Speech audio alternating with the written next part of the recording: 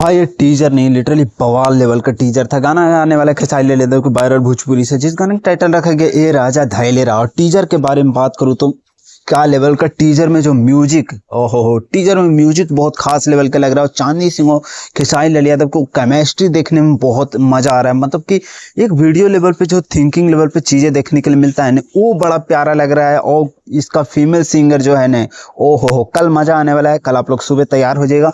Blast level का side से सुनने में आया कि इस गाने का इवेंट रखा जाएगा या नहीं रखा जाएगा, वो तो कल पता चल जाएगा शाम तक कि इवेंट है या नहीं। ऑफिशियल तो मुझे कहीं से जानकारी नहीं मिला कि इस गाने का इवेंट है, चाहे जो भी है।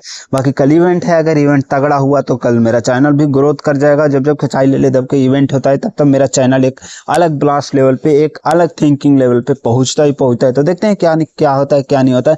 बाकी मेरे साथ सपोर्ट बनाए रखे, प्यार आशीर्वाद बनाए रखे। बाकी क्रेजी लेवल पे अभी चीजें हो रहा है खेसारी लाल यादव के। तो टीजर तो काफी बवाल लेवल के, धमाल लेवल का टीजर है। तो आप लोग बताइए, अगर गाने का टीजर देखें या नहीं देखें, तो जुड़ जाइएगा वायरल भोजपुरी।